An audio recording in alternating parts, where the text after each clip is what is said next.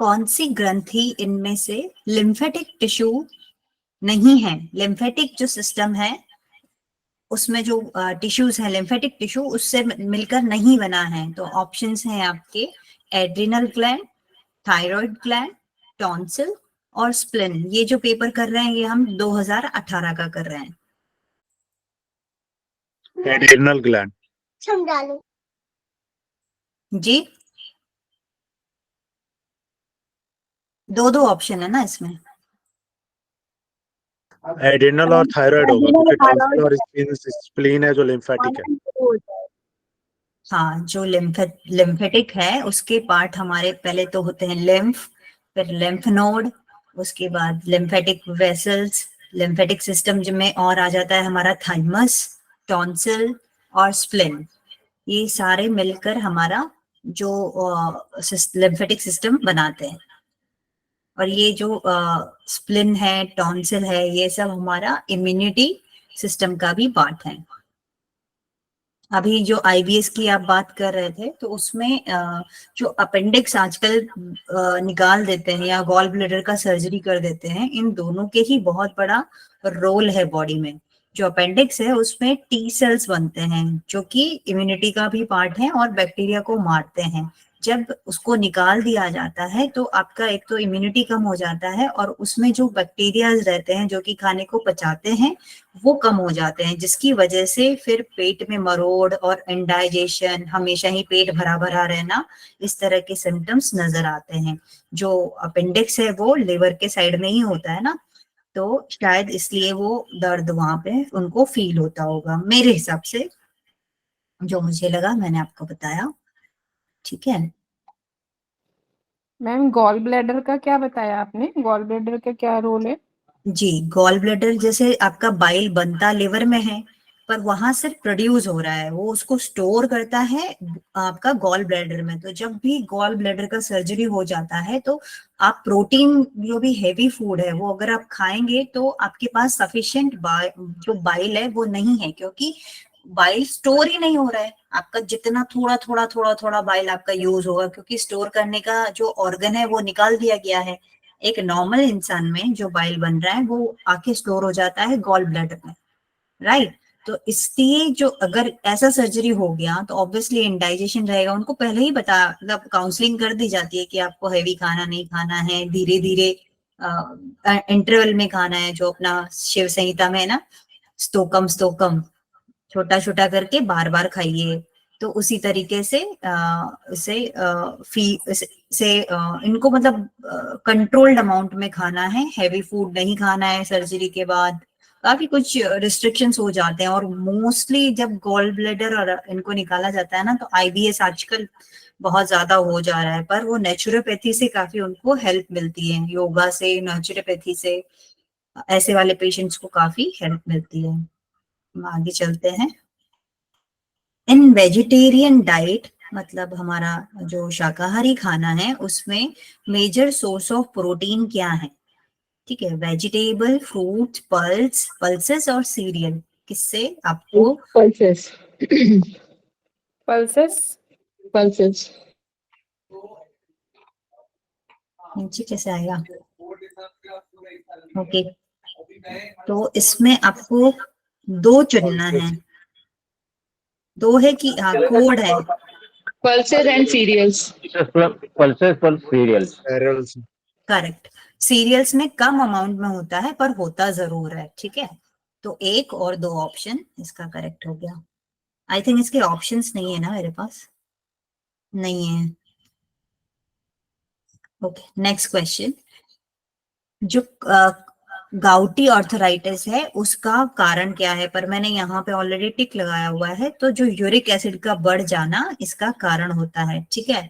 Uric acid जो form होता है, जो कि हम एक्सक्रीटरी सिस्टम से बाहर भी निकल जाते हैं, अगर उसकी मात्रा शरीर में ज्यादा बन जाए, आपका जो किडनी है उसमें फिल्ट्रेशन बराबर नहीं हो रहा है या किडनी मेल फंक्शन हो रही है, उसमें कुछ स्टोन हो गया है या और भी कोई बहुत सारे रीजन हो सकते हैं किडनी मेल फंक्शन के, तो अगर यूरिक एसिड उस वजह से बढ़ गया है बॉडी में तो आपको गाउटी आर्थराइटिस होता है।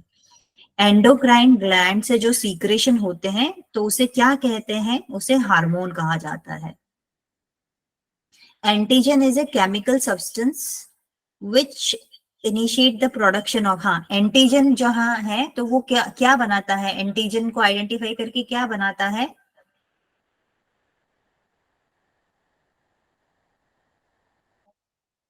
Hello, antibodies.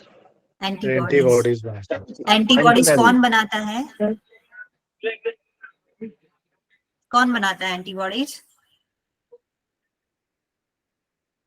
बी, हमने पढ़ा था बी सेल एंटीजन। और टी सेल, है ना। तो जो एंटी हाँ जो टी सेल थे वो पहले मार्क करता है कि ये वाले सेल में प्रॉब्लम है, तो या इस बैक्टीरिया को अगर उसने एनगल्फ कर लिया है तो उसके बाहर में रेड एंटीनास वो छोड़ देता है, मार्किंग छोड़ देता है, कुछ प्रोटीन छोड़ देता है जिससे कि वो मार्क हो जाता है कि ये बॉडी के लिए सही नहीं है।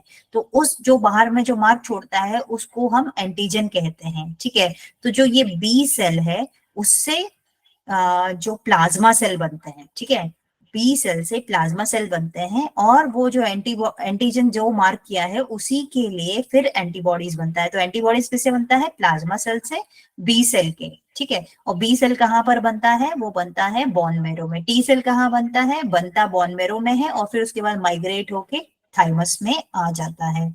सबको क्लियर है? टी सेल बी सेल बनते हैं बोन मैरो में, उसके बाद टी सेल जो है माइग्रेट करके थाइमस में आ जाता है और बोन मैरो जो है आपका एंटीबॉडीज बनाता है।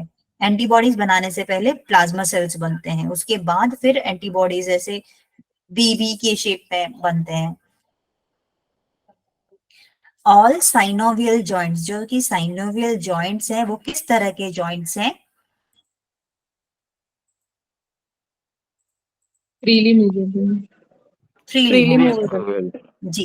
जो फर्स्ट टाइप है इमोबाइल जॉइंट, वो फाइब्रस जॉइंट होते हैं, जैसे कि जो बहुत ही मूवमेंट नहीं हो सकती है जिनकी ज्यादा, जैसे स्कल हो गया। फिर जैसे पार्शियली मूवेबल, थोड़े बहुत मूवमेंट उनकी हो सकती है, जैसे मैंडिबल वन डायरेक्शन में आपका मूव होता है जबड़ा, है ना। फ्री होते हैं, एक दो एग्जाम्पल बताइए साइनोवियल जॉइंट्स के। Ball and socket joint. Ball and socket and knee joint, hinge joint, shoulder hinge joint, shoulders joint, shoulder नहीं, पूरी तरह से। बॉल एंड सॉकेट जॉइंट ही हुआ ना वो। हाँ, बॉल एंड सॉकेट ही हुआ। हाँ, पाइवट जॉइंट, ग्लाइडिंग जॉइंट, ठीक है। तो ये इतने टाइप के, सैडल जॉइंट भी होता है जो थंब में होता है। तो ऐसे डिफरेंट डिफरेंट इसके टाइप्स हैं जो कि हमने स्केलेटल सिस्टम में पढ़े थे। जो इसमें मेडिटेशन है, 5 टाइप्स जी के जॉइंट्स आते हैं ना इसमें। हाँ, कभी कहीं 5 है कहीं 6 भी हैं, सैडल को हाँ कहीं पे। हाँ, तो हो गया आपका पाइवट, हो गया ball and socket, hinge joint, gliding joint, है ना, सैडल जॉइंट, ग्लाइडिंग, हाँ सैडल ठीक है। जॉइंट्स। इस तरह के ये जॉइंट्स हैं। मेडिटेशन जब आप करते हैं, रिलीजेस द स्ट्रेस, वो किस तरह से स्ट्रेस को कम करता है? Decreasing sympathetic nervous activity. हाँ, सिंपैथेटिक जो सिंपैथेटिक नर्वस सिस्टम, सिस्टम एक की पैरासिम्पैथेटिक एक्टिवेट होता है। हाँ, तो जब सिंपैथेटिक इतना फास्ट काम कर रहा है, उसको अगर हम शांत करेंगे, डिक्रीज करेंगे उसके एक्टिविटी लेवल को, तो अपने आप स्ट्रेस कम हो जाएगा। कल मैंने 2-3 स्ट्रेस हार्मोन्स के नाम बताए थे, प्लीज रिपीट कर दीजिए सबके लिए।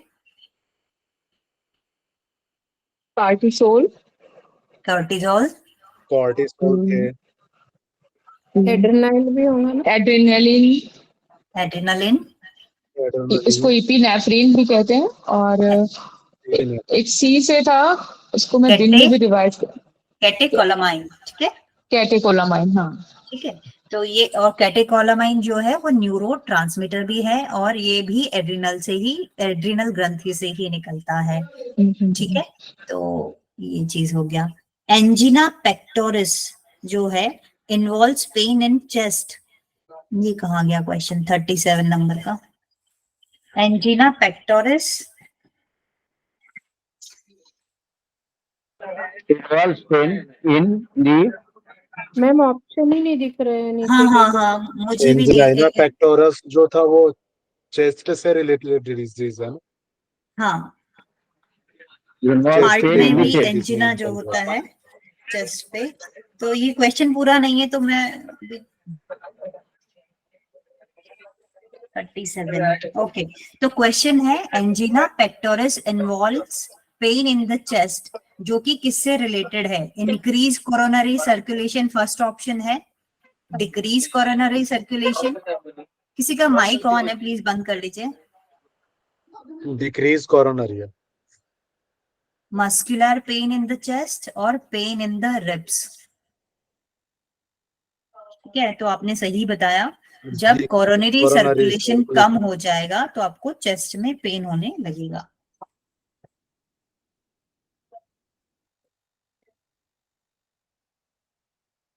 ओके, एपिडेमियोलॉजी जो है वो किस में which one is not included under the triangle of epidemiology? मतलब एपिडेमियोलॉजी का पार्ट इनमें से कौन नहीं है? Agent factor, host factor, risk factor या एनवायरमेंटल फैक्टर? एपिडेमियोलॉजी यूजुअली कैसे होता है? एज से रिलेटेड, आपके एनवायरमेंट से रिलेटेड, उस जेनेटिक से रिलेटेड, है ना? तो ये इन सब से है, पर रिस्क जो है उससे वो इन्वॉल्व नहीं होता है उसमें। एपिडेमियोलॉजी मतलब कि वो किन किन कारणों से वो हो सकता है।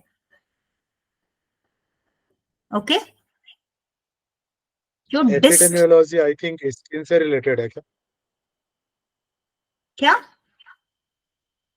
नहीं नहीं नहीं नहीं, किससे रिलेटेड है एपिडेमियोलॉजी? एपिडेमियोलॉजी जैसे कि ओके, किसी भी, जैसे कि बीपी किस में हो सकता है? तो जो मोटा, जिसको ओबेसिटी होगी, वो जिसका एज थोड़ा ज्यादा हो रहा है, जो एक्सरसाइज नहीं कर रहा है, जो जो फैक्टर्स होते हैं कि जेनेटिक, फीमेल को ज्यादा होता है या मेल को ज्यादा होता है, ये एपिडेमियोलॉजी का पार्ट है। ठीक है, ये स्किन वाला नहीं है। ये एपिडेमियोलॉजी, जैसे कोई भी डिजीज हम पहले लिखते हैं तो क्योंकि सबसे पहले एपिडेमिस जो स्किन का पार्ट था ना, लग तो मुझे लगा ये नहीं, जो फैक्टर्स हैं वो इसमें आते हैं कि मेल में होगा ज्यादा या फीमेल में होगा, उसके जेनेटिक्स का या क्या कारण है, वो सब इसकी पार्ट होते हैं। तो रिस्क फैक्टर इसमें नहीं आएगा।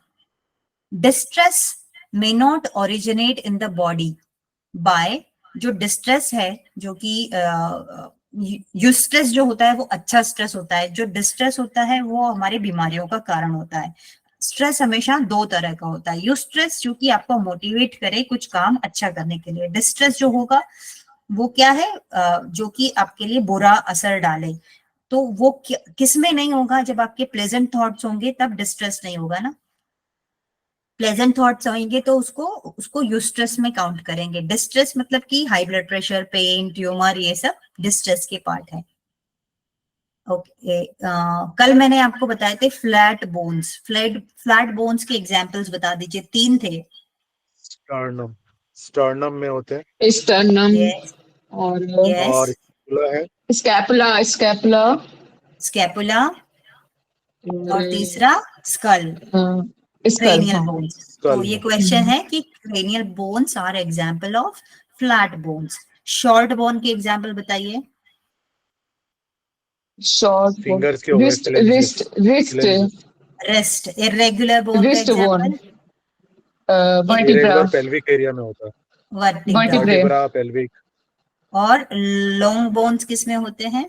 Hand and leg. Femur, very nice, ठीक एंड है। Ulna radius. तो ये बहुत बहुत बार पूछा जा चुका है। इनके एक एक दो दो एग्जाम्पल्स आपको याद रखने ही हैं। करेक्ट। प्लाज्मा का परसेंटेज बॉडी में कितना होता है? सॉरी, ब्लड में। क्वेश्चन कहाँ है ये? क्लॉक क्वेश्चन इसमें नहीं है। 55% होता है, ठीक है। 55%। 55%।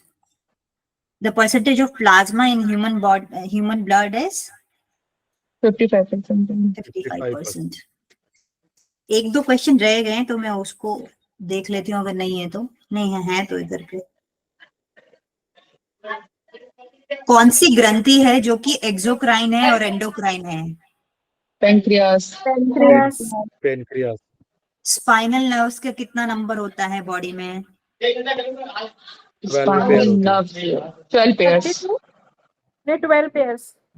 12 पेयर जो है वो क्रेनियल नर्व्स का होता है।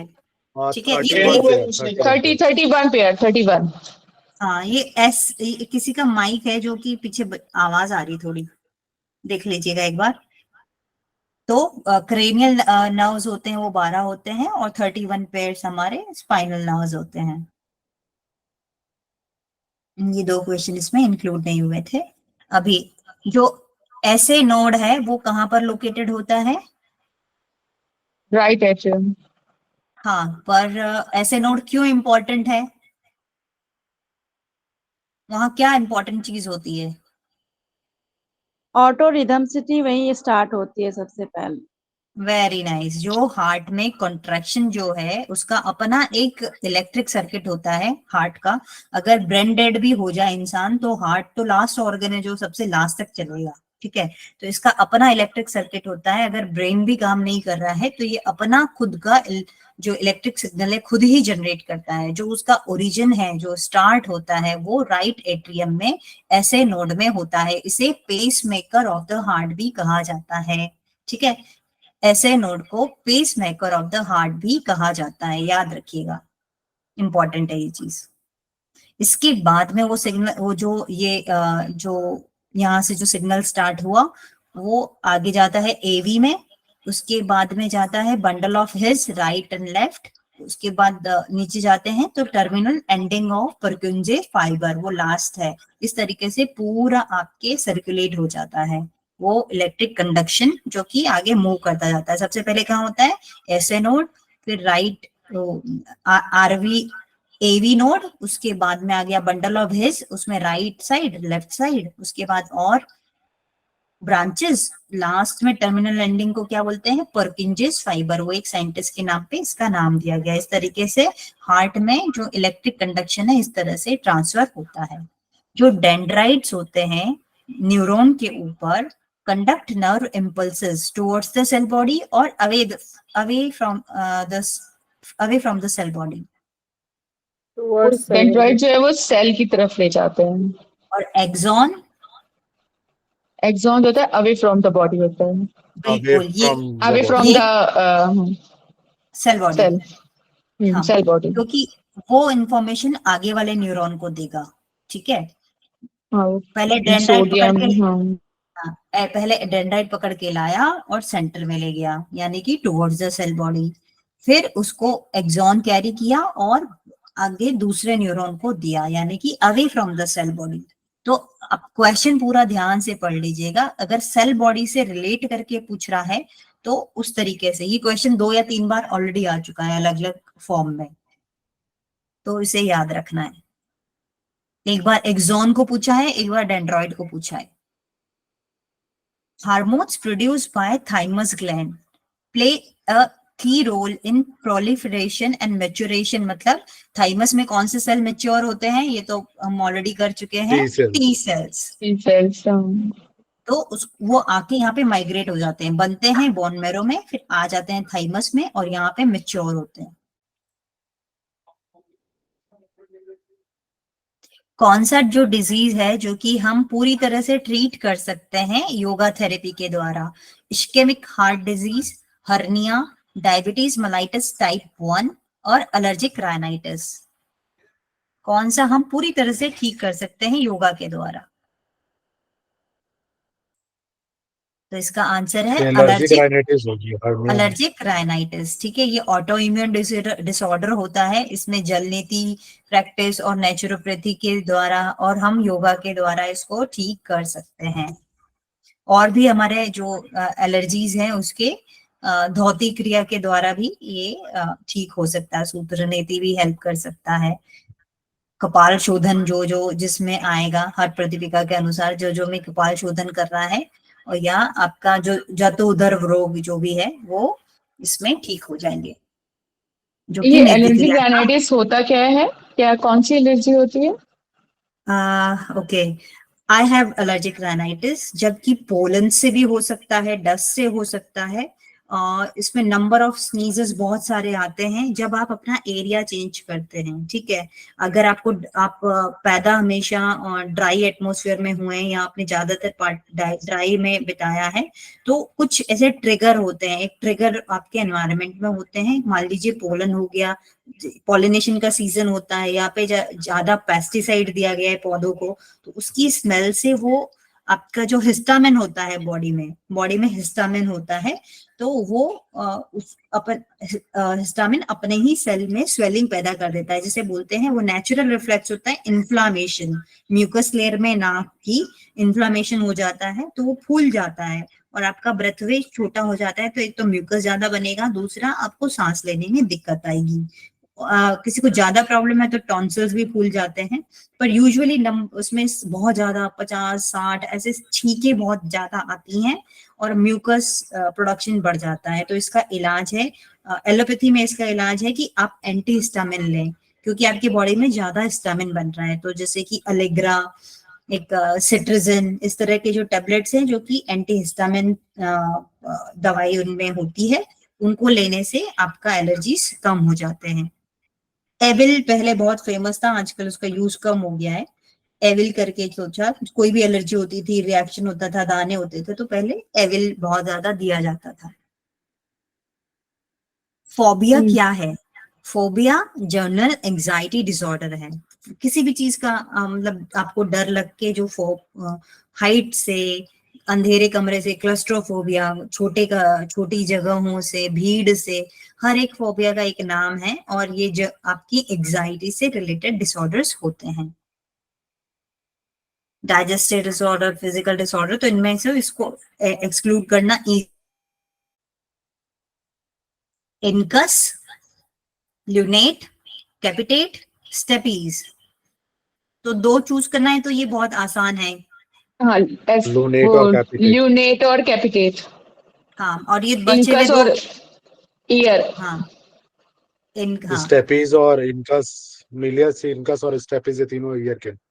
बिल्कुल। तो मेलियस, इनकस, स्टेपीज, MIS, ये इसका शॉर्ट फॉर्म में, इसको हमेशा याद रखिए। मेलियस, इनकस, स्टेपीज, ये आपके मिडिल ईयर के 3 बोन्स हैं जो कि टिम्पेनिक मेम्ब्रेन के एकदम पीछे होते हैं। पहले मेलियस होता है, फिर इनकस होता है और स्टेपीज होता है। स्टेपीज को जो जोड़ने वाली मसल होती है वो हमारे शरीर की सबसे छोटी मसल है, छोटी मसल्स होती है। उसका नाम है स्टेपिडस।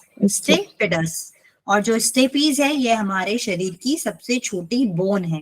बोन है। Which of the following are micronutrients? Fat, minerals, vitamins, proteins. इनमें से कौन से? Vitamins, minerals. ये 2 आपके माइक्रोन्यूट्रिएंट्स हैं जो कि हमारे शरीर को कम मात्रा में चाहिए। तो फैट, प्रोटीन और कार्बोहाइड्रेट्स, इनको हम मैक्रोन्यूट्रिएंट्स कहते हैं, क्योंकि इन्हें हमें ज्यादा मात्रा में कंज्यूम करना होता है बैलेंस डाइट में। Which is the richest source of protein? Protein सबसे ज्यादा किस में होता है? तो मैं एक बार ऑप्शन बता देती हूँ। 53 सोयाबीन एंड पल्सेस में। ऑप्शन है क्या एक बार?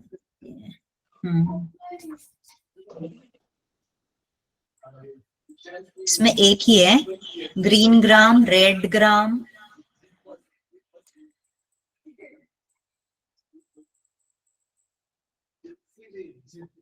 डी ऑप्शन नहीं दिख रहा है मुझे।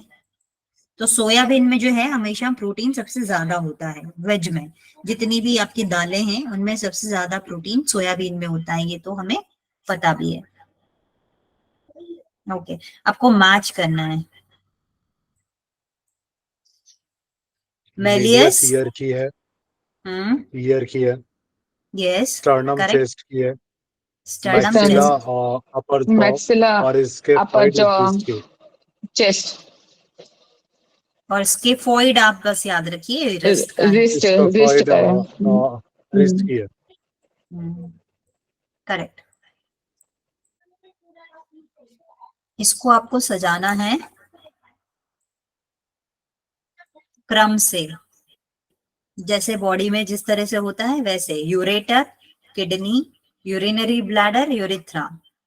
किडनी, यूरेटर, ओके, सबसे पहले किडनी, यूरेटर, यूरेथ्रा यूरेटर, और यूरिनरी ब्लैडर। Urinary bladder. क्या और बोल रहे हैं आप? यूरेथ्रा। सोचिए एक बार। किडनी, हाँ, यूरेटर, या फिर ब्लैडर होगा यूरिनरी, ना? ब्लैडर फिर होगा, देन ब्लैडर, फिर उसके बाद urethra, urethra। Urethra. Urinary bladder और फिर जी जी यूरेथ्रा लास्ट में रिलीजिंग के लिए। जी जी जी हम्म, जी। आप लोग पहले ना यूरेथ्रा बोल रहे थे, बाद में ब्लैडर बोल रहे थे, इसीलिए। ठीक है, ओके ओके। अभी ठीक हो गया है। पहले सबसे पहले किडनी होता है। किडनी का जो फंक्शनल यूनिट ऑफ किडनी क्या है बताइए सब लोग?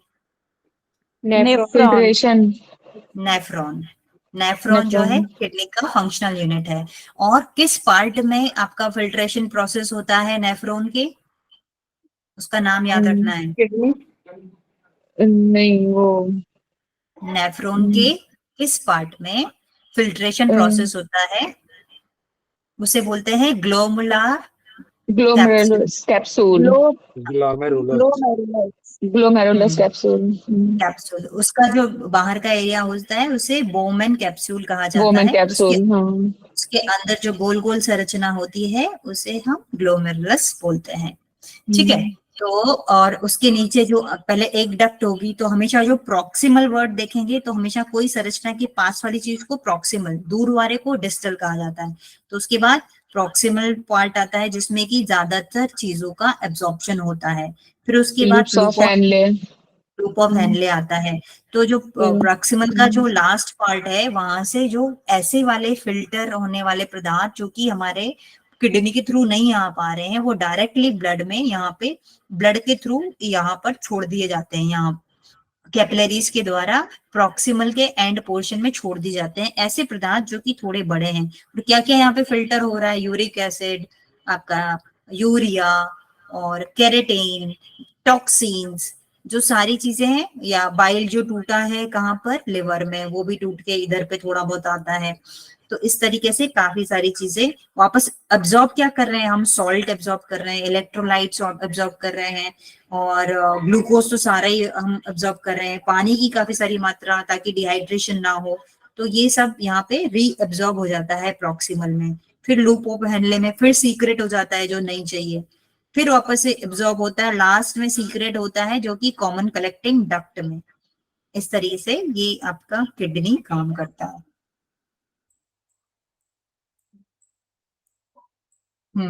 मैच करना है। पेप्टिक अल्सर में कौन सा आसन नहीं करना है? कौन सा आसन या क्रिया नहीं करना है? कपालभाति। इंडिकेटेड। डिस्क प्रोलैप्स में? आई थिंक प्रोलैप्स में पेप्टिक, फॉरवर्ड बेंडिंग नहीं होती है। शशांकासन। शशांकासन।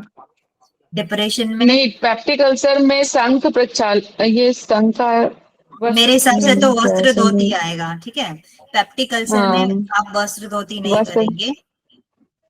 हाइपरटेंशन पेप्टिक में आप अल्सर में वस्त्र कपालभाति नहीं धोती नहीं करना करेंगे। चाहिए। डिस्क प्रोलैप्स में डी में आप 1 नहीं करेंगे कपालभाति। डिप्रेशन में शवासन, और डिस्क प्रोलैप्स में शशांक आसन। एक बार रिपीट कर रही हूँ, अल्सर होंगे तो शशांकासन। वस्त्र धोती नहीं करेंगे, डिस्क प्रोलैप्स होगा तो शशांक आसन, डिप्रेशन में शवासन नहीं करेंगे, और हाइपरटेंशन होगा तो कपालभाति नहीं करेंगे। कपालभाति। नहीं तो मैच ऑलरेडी किया हुआ है। तो डायबिटीज होगा तो हम क्या करवाएंगे? अर्धमत्स्येंद्रासन। अस्थमा जो है ब्रोंकियल, उसमें गोमुखासन बहुत ही असरदार होता है, क्योंकि ये चेस्ट एक्सपैंड करता है, आपका लंग कैपेसिटी को एनहांस करता है। तो इस तरीके से आप उसका रिलेट करेंगे। लंबार स्पॉन्डिलाइटिस ताड़ासन। में हाँ ताड़ासन, और माइग्रेन के लिए शवासन होता है। शवासन। शवासन। हाँ सब। माइग्रेन के लिए शवासन। निम्न में से कौन सी कर्ण अस्थियां हैं?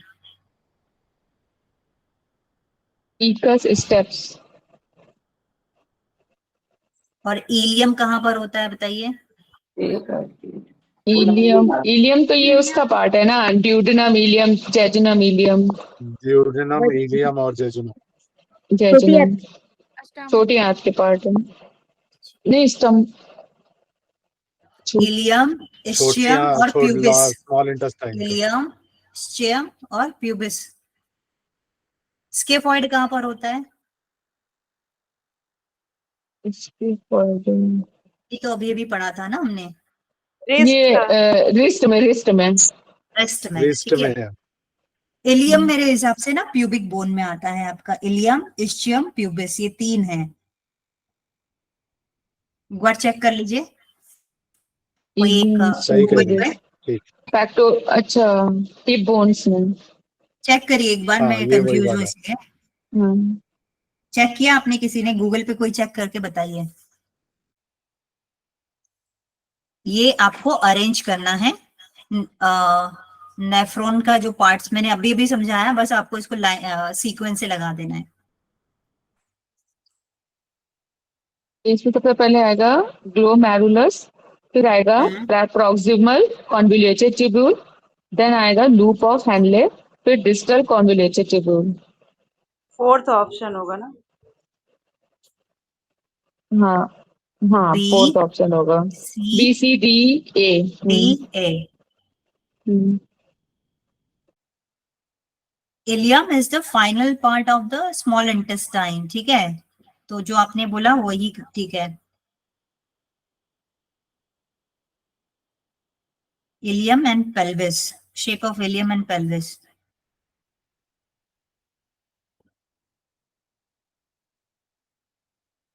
It's a final portion of small intestine. इसमें प्रीवियस और इसमें और कुछ और जेजुनम, नाम है। इलियम और जेजुनम होता है। जेजुनम वाला। जेजुनम और इलियम। ओके। मैम निम्नलिखित में से 13 नंबर के ऑप्शन एक बार ये आंसर बताइए ना एक बार। हाँ, सबसे पहले पहले आएगा बी, ग्लोमरस सबसे पहले आएगा, हाँ, फिर प्रॉक्सिमल, प्रॉक्सिमल आएगा, फिर लूप ऑफ हैंडले आएगा, फिर डिस्टल आएगा। डिस्टल। ओके ओके, ठीक है मैम, थैंक यू। ओके। इनमें से जल में घुलनशील विटामिन कौन से हैं? B C. ए और B D, C, B C. नहीं sorry, B C. A B तो ए डी तो उसमें फैट में, B C. B C correct है इसका। और KEDA आपका जो होता है वो फैट वाला फैट होता है, soluble। कीड़ा फैट। हाइपोथैलेमस मस्तिष्क का कौन सा भाग है? फोरब्रेन। यस, फोरब्रेन होता है। मानव शरीर में थोरेसिक वर्टिब्रा कितने होते हैं? ये भी हमने कल किया था। 12। आधुनिक वैज्ञानिक अनुसंधान में ध्यान के दौरान कौन सी तरंगे पाई जाती हैं? ये शालिनी जी बताइए, क्योंकि कल ही आपने रॉन्ग किया था। हाँ, फिर मुझे कंफ्यूजन हो रही है। ध्यान ध्यान थीटा, थीटा वेव्स। और कोई पार्टिसिपेट करना चाहेगा? अल्फा तो गामा एक्टिवेट होगा है। ना? नहीं, गामा बैट तरंग बैट बैट, एक minute, bat bat alpha waves है ना, ठीक है। बीटा जो है वो आपके जगे हुए के टाइम पे जो भी अवेकन एजिएटेड में फॉर्म में जब निकलेगा तो बीटा वेव्स निकलेंगी। जब मेडिटेटिव है तो अल्फा निकलेगा, और जब कंप्लीटली रिलैक्स्ड हो चुके हो आप तो आपके निकलेंगी BAT थीटा, और डीप स्लीप में आपके निकलेंगी डेल्टा, BATD। ये आप याद रखिए, बैट डी। मैं कंफ्यूज हो जाती हूँ हमेशा। Bat D. नहीं, आपको बैट तो याद आ गया था, सिर्फ आपको लगाना है अभी, है हाँ ना? हाँ, बैट डी। कौन सा दूध प्रोटीन की मात्रा उसमें सबसे ज्यादा होती है? बकरी। नहीं, भैंस। बकरी बकरी बकरी। बकरी भैंस के में, भैंस में, ठीक भैंस है। में होती है। सबसे ज्यादा प्रोटीन होता है, पर बकरी का क्यों सजेस्ट करते हैं न्यूबॉर्न के लिए? क्योंकि वो लाइट है, लाइट उसमें होता कम, है। इसलिए पेट में हल्का है, पचाने में आसान है। क्योंकि जो मानव का दूध होता है उसमें भी मात्रा प्रोटीन की उतनी नहीं होती है। भैंस का बहुत थिक होता है, बहुत ज्यादा फैट भी होता है, प्रोटीन भी उसमें अधिक होता है। ये कल हमने किया था ना कि एडल्ट्स में विटामिन डी की कमी से कौन सा बीमारी होती है? ऑस्टियोमलेशिया। और ऑस्टोमेलेसिया, बचपन में कौन सा होगा रिकेट्स, और Rickets. बुढ़ापे में? Rickets, osteoporosis. बस ठीक है, ऑस्टियोपोरोसिस। ये रिवीजन हो गया कल वाला। किस ग्रंथि की वाहिनी स्टेंसस डक्ट कहलाती है? स्टेंसस डक्ट कहलाती है। टेंशन,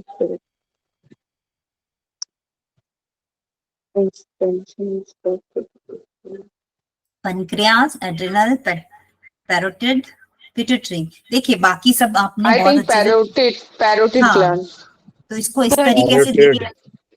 देखिए। हाँ, कर्णमूल ग्रंथि, पैरोटिड इसका राइट आंसर है। इससे क्या निकलता है बताइए? सलाइवा। ये एक सलाइवरी ग्लैंड है। In human body fourth cranial nerves कौन सी होती है?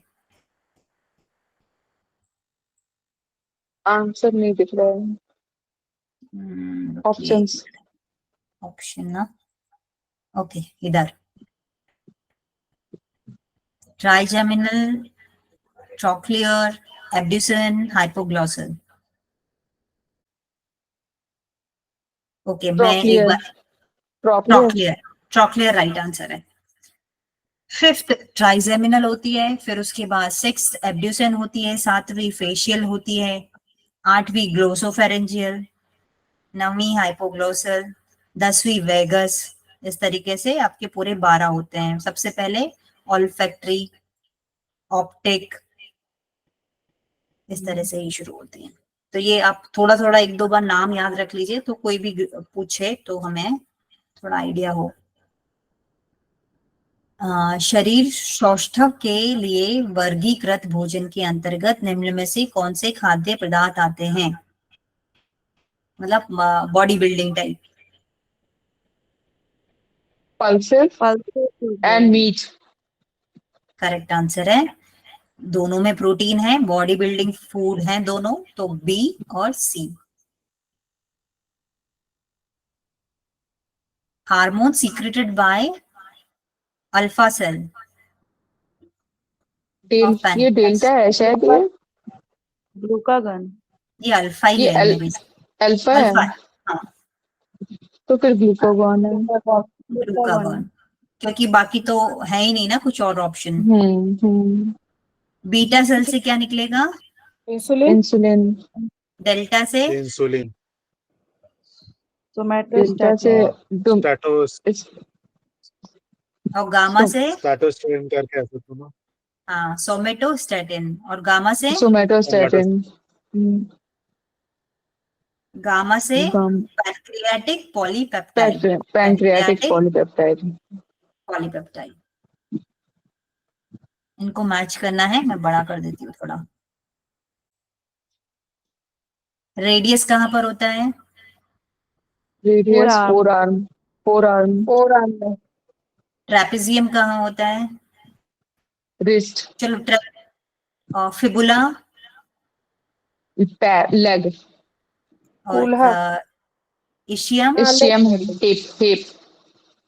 हाँ, मैं इसीलिए कंफ्यूज हो गई थी, क्योंकि ये जो इशियम है, इलियम, इशियम प्यूबिस, ये हिप में इशियम, होते हैं। हाँ ठीक है, तो इलियम वहां पे इशियम लिखा था, प्यूबिस। वहां पे इलियम लिखा था। वो इशियम है। Ischium ischium. प्यूबिस और एक और है कुछ और ना, दूसरा नाम है, इलियम नहीं है उसका नाम। Ischium pubis. इसिकम या ऐसे करके है ना कुछ। अभी मैंने रिवाइज नहीं किया है, तो इसलिए हम थोड़े से कंफ्यूज हो रहे हैं चीजों को लेकर। कोई एक अपने फोन में चेक कर लीजिए, हिप बोन्स जो भी 3 हैं वो आ जाएगा। तब तक मैं नेक्स्ट क्वेश्चन कर रही हूँ। एक मिनट करते हैं। जो भी डाउट है यहीं पे क्लियर हो जाए। The most recommended yogic practice for nourishment of pelvic muscle. Pelvic muscle को स्ट्रॉन्ग करने के लिए इनमें से कौन से दो आपको करना है?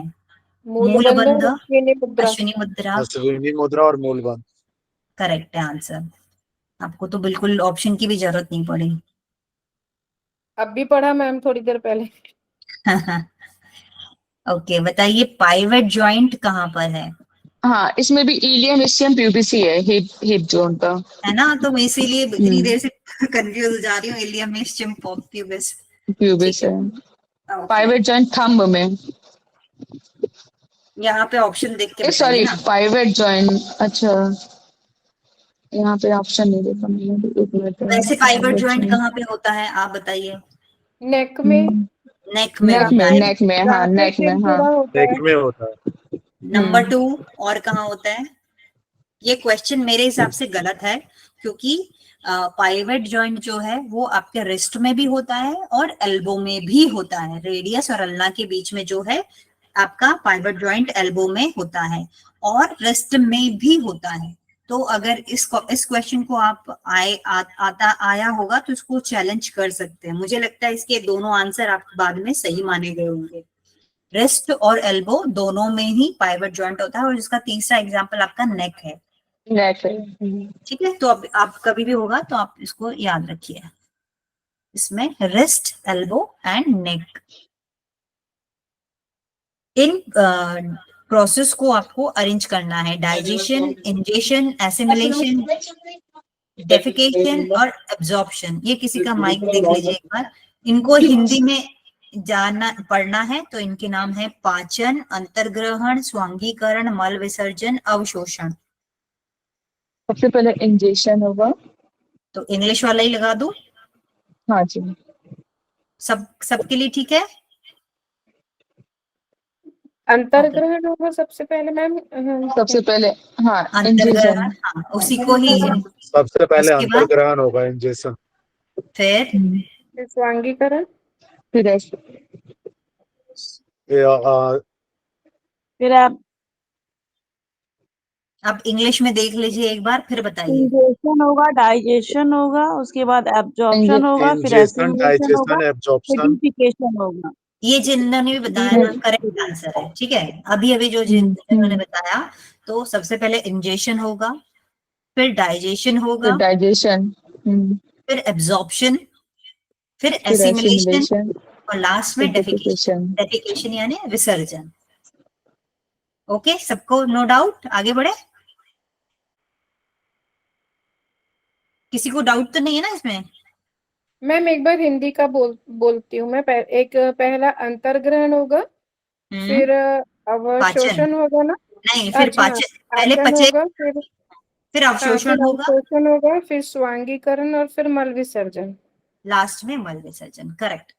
पहले खाया, फिर पचाया, फिर उसको हमने स्मॉल इंटेस्टाइन में एब्जॉर्ब किया, फिर उसके बाद एसिमुलेट किया, मतलब कि उसके फॉर्म में पहुंचाया, ग्लूकोज तोड़ तोड़ के, जो जो ब्लड में जैसे चाहिए उसको उस अवस्था में पहुंचाया, और लास्ट में आपका विसर्जन हो गया।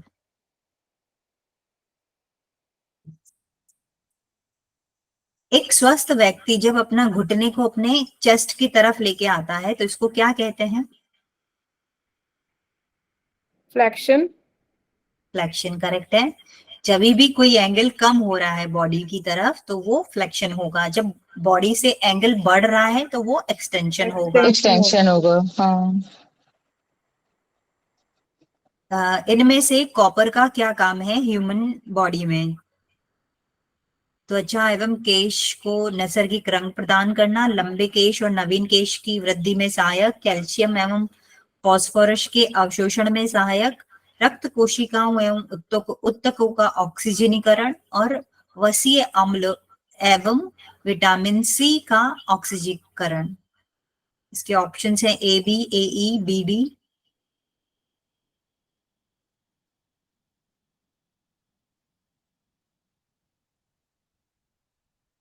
ओके, तो इसका फर्स्ट तो आता है कि ये आपके स्किन को कलर, स्किन और हेयर को आपको नेचुरल कलर प्रदान करता है, पहला इसका ए होगा। और दूसरा ये ऑक्सीजनेशन करता है फैटी एसिड और विटामिन सी का। तो ए और ई इसके राइट आंसर है। ए और E provides natural colour of skin and hair, और ऑक्सीजनेशन करता है फैटी एसिड का और विटामिन सी का। ए और ई इसका राइट आंसर है। अगर सेम क्वेश्चन दोबारा रिपीट हो तो हम गलत ना करें। ये अभी बहुत बार हो चुका है, तो प्लीज ट्राई करिए। Alpha, beta, delta, theta.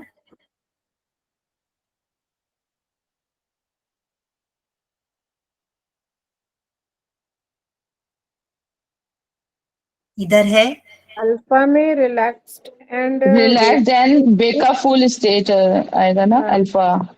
बिल्कुल सही, रिलैक्स्ड पर आप थोड़े से जगे हुए हैं। जागे हुए हो। हाँ, अभी आप उसके बाद बीटा में बीईटीडी में लगाओ। रेगुलर मेंटल एक्टिविटीज, बीटा में बैट बीटा में रेगुलर मेंटल एक्टिविटीज मतलब कि आपका जगे हुए हो, आपका जो भी काम है वो कर रहे हो, तो बीटा काम में वो चल आ रहे गया। हो, हाँ। हाँ। अल्फा में और आप रिलैक्स हो चुके हो। डेल्टा और में डेल्टा में डीप स्लीप कोमा, कोमा, हाँ। और थीटा नहीं में नहीं डीप नहीं, थीटा में रिलैक्सेशन। डीप रिलैक्सेशन ना उल्टा कर दिया आपने ना, बी ए के बाद टी आएगा ना। बी नहीं, ए डेल्टा का हमने यही बताया, डेल्टा का बताया deep sleep coma. Deep sleep coma. नहीं एक मिनट रुकिए, बी ए टी में आएगा deep relaxation and sleep, theta में। हाँ, तो यही तो बता रहे हैं, डेल्टा का हमने बताया डीप स्लीप कोमा, और थीटा का बताया डीप रिलैक्सेशन स्लीप। बिल्कुल करेक्ट, करेक्ट, ओके। मैंने थोड़ा गलत सुन लिया होगा। तो बी ए टी और डी, डी को हमेशा आप डीप स्लीप और कोमा याद रखिए, तो हमेशा लास्ट हाँ। वाले को डी को उससे ही मैच करना है, तो आपका क्वेश्चन रॉन्ग नहीं होगा, चाहे किसी तरह से भी घुमा के दे दे। हम्म। अभी ये है एक्सटेंशन, एक्सियल ट्विस्ट, फ्लेक्शन और एक्सियल स्ट्रेच। कौन कौन सा आसन इसमें मैच करिए। सबसे पहले पादहस्तासन, एक्सियल ट्विस्ट में ताड़ासन में एक्सटेंशन होगा। अर्ध मत्स्येंद्र आसन से स्टार्ट करते हैं, एक्सियल ट्विस्ट हो जाएगा उसमें, अर्ध मत्स्येंद्र आसन में। तो फिर कौन सा आंसर हुआ। Extension, axial twist. पादहस्तासन में फ्लेक्शन होगा। एक थर्ड ऑप्शन हो जाएगा। एक्सियल स्ट्रेच हो जाएगा ताड़ासन में। सॉरी, बी का फोर्थ है ना, एक मिनट, बी का फोर्थ है, सेकंड, अच्छा दो बी का ऑप्शन फोर्थ, दिए हुए डी का सेकंड में। सेकंड। ऑप्शन बताइए, ऑप्शन एक मिनट, बताइए एक मिनट, कौन सा। बस, हाँ जस्ट एक मिनट, एक्सटेंशन में एक्सटेंशन, उत्तरासन होगा। उष्ट्रासन ऑप्शन आएगा, हाँ। Second, option second second. Option. Second option right है, ठीक है, क्योंकि ऊष्ट्रासन में आपका जो बैक है वो पूरा स्ट्रेच जा रहा है, फ्लेक्शन में आपका पादहस्तासन हो गया, एक्सियल स्ट्रेच में आपका ताड़ासन, वो तो एक ही आसन है तो वो फिक्स हो जाता है, ट्विस्ट में आपका ज्यादातर वक्रासन या अर्ध अर्धमत्स्येंद्रासन, मत्स्येंद्रासन। दो ही ये ज्यादातर आते हैं, ठीक है, तो ये इसका बी हो गया। वेरिकोज वेन के लिए कौन से दो आसन इनमें से रिकमेंडेड है। सर्वांगासन। यस। और सलवासन। सलाबासन। बिल्कुल सही, जिसमें भी पैर की पोजीशन ऊपर जा रही है ताकि उस पे जो रक्त का संचार है वो अच्छे से वो हो पाए, तो इसलिए। अपोजिट ठीक है, डायरेक्शन में हो जाए। हाँ, क्योंकि वो जो जमा हुआ है वहां पे एक जगह ब्लड प्रवाहित नहीं हो पा रहा है, वॉल्स ढीले हो गए हैं, तो बराबर काम नहीं कर रहा है, उसके एक्यूमुलेशन ऑफ ब्लड की वजह से वहां पे दर्द हो रहा है, या आपकी जो नसें हैं वो फूल गई हैं, तो जब ऊपर करेंगे तो आपको उसमें बहुत आराम मिलेगा। कोई भी इन्वर्जन जिसमें पैर ऊपर जा रहे, तो ये दो आसन में जहां पर जा रहे।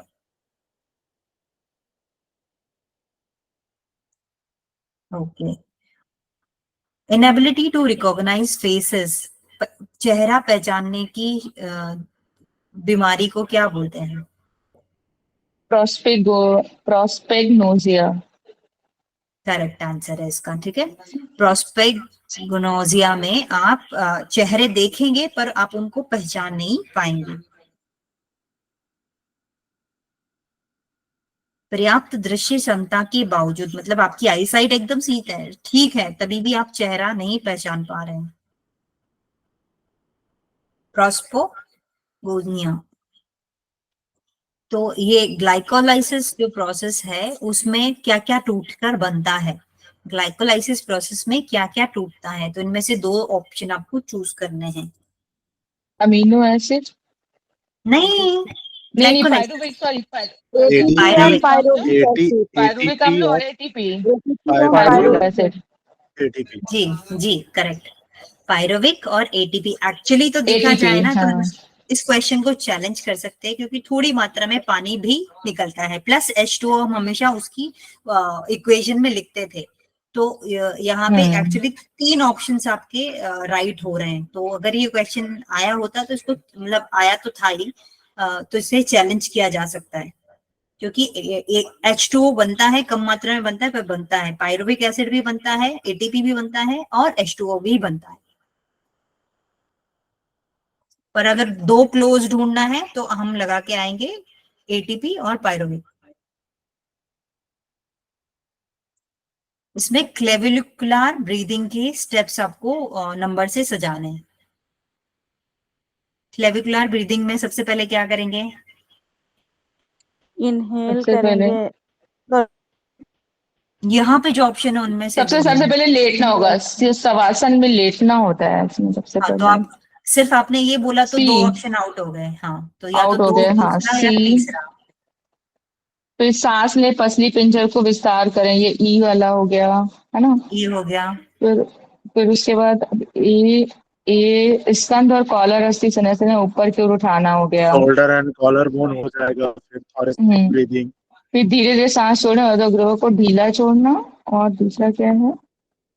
डी देखिए डी CEA ये तो डी दोनों में, 2 में भी है, 3 में भी है। अब इसके बाद आपको सिर्फ आइडेंटिफाई करना है कि B पहले होगा कि बी, D पहले। ये सेकंड ऑप्शन। पहले क्या होगा? सेकंड पहले ऑप्शन B होगा, होगा कि D होगा? सांस पहले छोड़, D डी और डी। होगा। सांस छोड़, पहले पहले डी D ऊपर होगा, होगा। छाती को, पहले डी पसली होगा, पिंजर को आराम से। फिर उसके बाद होगा बी। हाँ, पहले डी होगा फिर बी होगा। धीरे धीरे बी सांस होगा। छोड़ें और अधोग्रीवा को ढीला छोड़ना। नीचे से हाँ, हम तो लोग थर्ड, सांस को रिलीज करेंगे ना, नीचे से पर रिप केज को करेंगे, है ना। Upper chest and rib cage को रिलैक्स छाती को, करेंगे। पसली पिंजर को आराम से मुद्रा में छोड़ना, फिर धीरे धीरे सांस छोड़ना, अधोग्रीवा को ढीला और छोड़ना। लास्ट, हाँ, तो डी पहले आएगा। हाँ, थर्ड ऑप्शन ठीक है। होगा। हाँ, पहले D आएगा फिर उसके बाद B आएगा। मैम क्लेविक्यूलर ब्रीदिंग लेट करके ही करना चाहिए, यानी बैठ के ज्यादा अच्छे से होता है ना? अभी ये जो हमारे ऑप्शन इन्होंने दिए हैं ना, उसके अनुसार हमको इसको सजाना होगा। तो इसमें जैसे है उसको हम कर रहे हैं, अदरवाइज तो हम बैठ के ही करते हैं ना, तीनों ही टाइप का ब्रीदिंग। पर ये इस ऑप्शन के, क्वेश्चन को तो बहुत ध्यान से पढ़ के तब आंसर करने वाला है। हाँ, तो आपका टाइम मैनेजमेंट बहुत जरूरी है, क्योंकि ना काफी क्वेश्चन में आजकल ना, जब जैसे दिसंबर वाले में तो शालिनी जी आपने भी देखा होगा ना, राइट लेफ्ट करने में ही कितना टाइम जा रहा था। क्वेश्चन अगर अरे, एकदम मेरे तो यही क्वेश्चन गलत हो गया। मेरा तो क्लिक हुआ और जब हम नीचे से ऊपर हुए तो वो क्लिक मेरे ऊपर नीचे हो गए। तो मैंने जब आंसर चेक किया था तो मैंने देखा मैंने कुछ क्लिक किया था और हो कुछ और गया। हाँ, और ना उसको स्लाइड करने में भी, जैसे राइट लेफ्ट पूरा पढ़ने के लिए बार बार इधर उधर फिर करना बार बार पड़ता था, स्लाइड करना पड़ रहा था। हाँ, बहुत ज्यादा हो रहा था। वो भी एक प्रॉब्लम आ रही थी। ओके, हम्म, तो which of the figure of the body mass index, इनमें से जो है वो नॉन ओबीज की कैटेगरी में आते हैं, बाकी सब 22 ओबीज की कैटेगरी में है। 22 और 24। 20 हाँ, 25 के नीचे वाले नॉन ओबीज में आते हैं। 24 ये के, भी। सॉरी, 25 से नीचे। 24 ट्वेंटी पॉइंट कुछ है। तो 24 से नीचे जो, 24.9 है। हाँ, 24.9 के नीचे नीचे जो है वो आपका फिट में आएगा, उसके ऊपर तो ओबीज में तो आता है। 22 एंड 24 हो जाएगा। हाँ, ये भी करेक्ट आंसर है। तो ये अगर आपको, हम्म, अगर इंडेक्स नहीं भी पता है ना, तो एकदम मतलब कॉमन सेंस के जो सबसे नीचे के फिगर हैं वही नॉन ओबीज वाले हैं, उस तरीके से हम्म, आप लगा सकते हैं। फिर शायद 30 तक आपका ओबीज होता है, फिर ओवरवेट हो जाता है 30 के बाद। हम्म। 1 मिनट,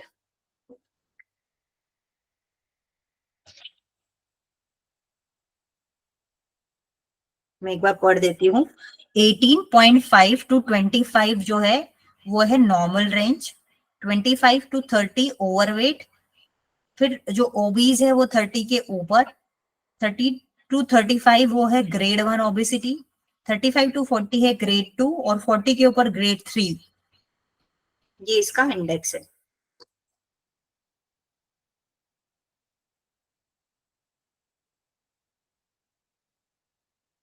रोमेटॉइड आर्थराइटिस के लिए विशेष उपचार पद्धति में शुद्धि क्रिया की आवश्यकता होती है। फिर उसका रीजन दिया है कि शुद्धि क्रिया रोग के मूल कारण को दूर कर देती है। दोनों सही है। दोनों है सही दोनों। है। दोनों सही है। बिल्कुल। ऑप्शन ए, ये 1। हाँ, लेकिन व्याख्या नहीं है शायद। नहीं, शुद्धि क्रिया से उसका मूल कारण नष्ट हो जाता है ना। आप तो रूट वो कॉज, सही व्याख्या तो है, क्योंकि क्योंकि शुद्धि क्रिया से, हाँ, बिकॉज। ऊपर कारण बता रहा है और नीचे बता रहा है क्योंकि ऐसा होता है, क्योंकि कारण दूर हो जाता है इसीलिए वो रोग दूर हो जाता हम्म। इस क्वेश्चन को ना हम वापस से देखेंगे, इसको अभी डाउट में रख लीजिए, क्योंकि रूमेटॉइड आर्थराइटिस जो है वो ऑटो इम्यून डिजीज है, पहली चीज तो ये मैं आपको कंफर्म करके बताऊंगी, मैं खुद इसमें डाउटफुल हूं अभी। Question number 5। Okay, deoxygenated blood जो है वो कौन सी आर्टरी में बहता है, ये तो बता दीजिए जल्दी से। पल्मोनरी है, पल्मोनरी आर्टरी में। है। Pulmonary pulmonary. Artery. Pulmonary artery. Which is the direct cause of angina?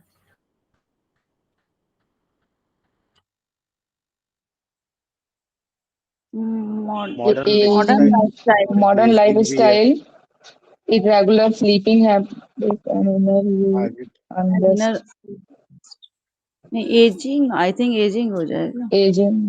A, option बता दीजिए ना। A B I C. think A B D, A B और D, A C, A B और D. I think A, C, D. ACD correct है, ठीक है, क्योंकि ageing से भी होता है और सिर्फ लाइफस्टाइल से नहीं होता। आप बूढ़े होंगे तो आपका जो हार्ट मसल्स है वीक होंगे, तो ये होगा ही होगा, तो उस हिसाब से आप इसको लगाइए ACD।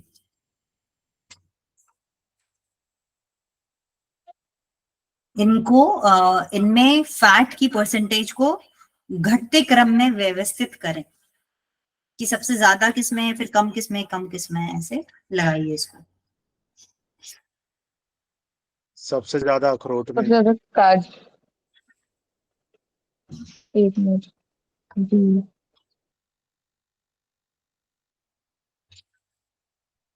फैट सबसे ज्यादा, एक मिनट। काजू।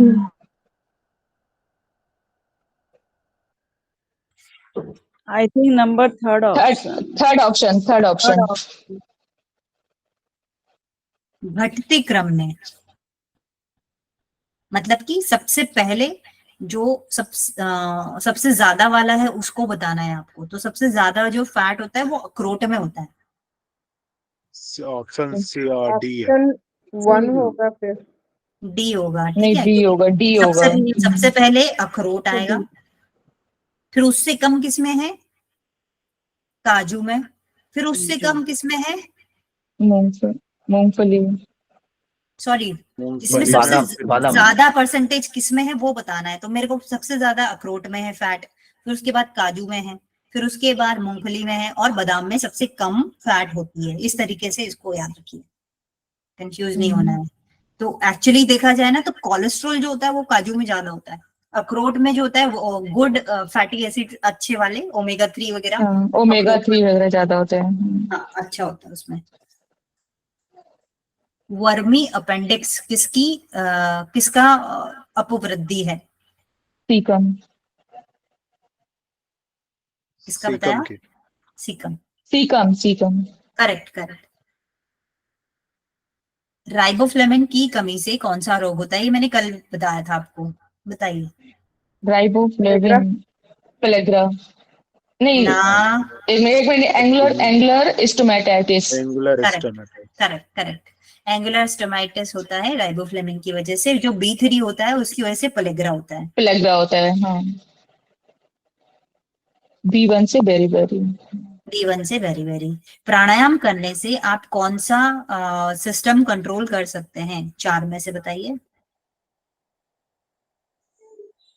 Autonomous. Sympathetic nervous autonomous. System. नहीं, ये दोनों दोनों कर सकते हैं। पैरासिम्पैथेटिक और ऑटो। दोनों को सेंट्रल नर्वस सिस्टम को कंट्रोल ओवर कर सकते हैं, क्योंकि अपने कंट्रोल में हम सेंट्रल नर्वस सिस्टम को तो करते, दोनों को तो हो जाएगा। ऑप्शन एक ही बताना। तो ये होगा ना sympathetic? ऑटोनोमस होगा क्योंकि हम parasympathetic, parasympathetic is the Parasympathetic part of है। ऑटोनोमस। दोनों पार्ट है ऑटोनोमस ऑटोनोमस के। पैरासिम्पैथेटिक का पार्ट है ना। हाँ, दोनों ही उसका पार्ट है, सिंपैथेटिक भी और पैरासिम्पैथेटिक दोनों ऑटोनोमस का पार्ट है, तो इसका आंसर एक होगा। वॉलंटरी मसल्स कहाँ कहाँ होते हैं? Tongue, beginning of the oesophagus, posterior part of the oesophagus, pharynx और स्किन में। कहाँ पोस्टीरियर कहाँ? पार्ट ऑफ इसोफेगस, फेरिंग्स और वॉलंटरी पूछ रही दो हूँ, टंग हो वॉलंटरी। जाएंगे, अच्छा वॉलेंट्री वॉलेंट्री, टंग में टंग, है, टंग बिगनिंग ऑफ होगा the beginning oesophagus, beginning of oesophagus और डर्मिस ऑफ स्किन। डर्मिस ए को आप बी ई। डर्मिस को आप कहाँ कंट्रोल कर पाते हो? आप बोलोगे स्किन मूव हो तो हो जाएगी क्या? मूवमेंट तो होता है ना उसमें स्किन में। वो तो आप बैठे बैठे बोलिए कि इसका मूवमेंट हो यहाँ पर हो जाए तो वो अपने आप नहीं होगा, ये ए इनवॉलेंट्री बी और होता है डी। स्किन ना इसमें। हाँ, फेरिंग्स जो होता है उसका 3 पोर्शन होते हैं। जो पहला होता है नेजोफेरिंग्स, फिर उसके बाद ओरोफेरिंग्स और लैरिंगोफेरिंग्स। तो जो पहले के 2 हैं उनको आप फिर भी अपने वहां पे वॉलंटरी मूवमेंट्स होते हैं, ठीक है। तो वॉलंटरी मसल जो है आपके टंग में हो गया, beginning beginning of of oesophagus, oesophagus और first portion of pharynx, pharynx में होता है। फेरिंग्स। बच्चे भी कल कर ले या एक और कर लेते हैं? चलो। Which of the following food items contain high percentage of polyunsaturated fatty acid? Unsaturated fatty acid की मात्रा जो है वो किसमें सबसे ज्यादा होती है? ऑयल में, मस्टर्ड ऑयल और मस्टर्ड ऑयल, सीसम ऑयल, फिश ऑयल। करेक्ट है, ऑल 3 करेक्ट। और इन्हीं में ओमेगा 3 वगैरह ये सब ज्यादा भी होता है, अच्छा वाला फैट ज्यादा कौन होता सा है। सही है मैम? तीनों, mustard oil, fish oil, A B E. जो ये घी घी और बटर जो है वो सैचुरेटेड है वो। सैचुरेटेड है वो दोनों। ए बी और ई, ई। ई। अच्छा, सेसम ऑयल। हाँ, तिल का तेल जो सर्दियों में अगर आप यूज करें तो बहुत। अभी ये ऐसी बात चली है, तो अगर आप जो कोल्ड प्रेस यूज करते हैं ना, जो कच्ची घानी के, जो हमारे पूर्वज भी वही खाते थे पहले ना, हाँ कच्ची घानी हाँ। वाले जो थे, तो उसमें मस्टर्ड हो गया या मूंगफली का भी निकाल के देता है वो। आप उसको मूंगफली दीजिए, वो पूरा उसके पास एक लकड़ी का पत्थर मतलब लकड़ी का बना होता है, उससे वो गोल गोल करके मतलब अच्छा तेल वो निकाल के देता है। काफी उसका एरोमा भी बहुत अच्छा होता है, थिक होता है, थोड़े से में ही आपका खाना भी बन जाता है और बहुत हेल्दी है वो as compare to palm oil या रिफाइन ऑयल की जगह पर। ये उसके अच्छे सब्स्टिट्यूट हैं जिनमें की गुड कोलेस्ट्रॉल जो कि हमारी बॉडी को चाहिए वो सब उसमें न्यूट्रिएंट्स बने रहते हैं। और क्योंकि वो हीट नहीं होता है तो उसकी प्रॉपर्टीज बरकरार रिफाइंड होती नहीं हैं। होता है। हाँ। हाँ, क्योंकि जैसे ही आप उसकी मशीन में उसको फिल्टर करना शुरू करेंगे, उस प्रोसेस से उसके सारे अच्छे गुण नष्ट हो जाते हैं। तो अब 53 के बाद वाले हम कल कर लेंगे। सिर्फ वो दिखने को ठीक है? अच्छा नहीं दिखता मैडम, ओके। कच्ची घानी का। जी, हाँ, बाकी के जैसा देखने से दिखता नहीं क्या मतलब। मतलब शरीर हाँ, नहीं नहीं नहीं न- नहीं, ऐसे बोल रहा हूँ मैं। अ, हाँ, क्वालिटी अच्छी रहती है, लेकिन वो जो लोग बोलते हैं ना दिखने के लिए अच्छा होना, तो वो उसमें दिखता नहीं, लेकिन क्वालिटी बहुत अच्छी रहती है। क्वालिटी बहुत अच्छा होता है। कोल्ड प्रेस जो है स्पेशली, जो कि लकड़ी के जो कोलू से बनता है ना, जो लकड़ी वाला होता है वो सबसे सबसे अच्छा होता है, कोल्ड प्रेस्ड वाला। जी, हरिओम सभी को, शुभ रात्रि। इसके आगे हम कल कंटिन्यू करेंगे।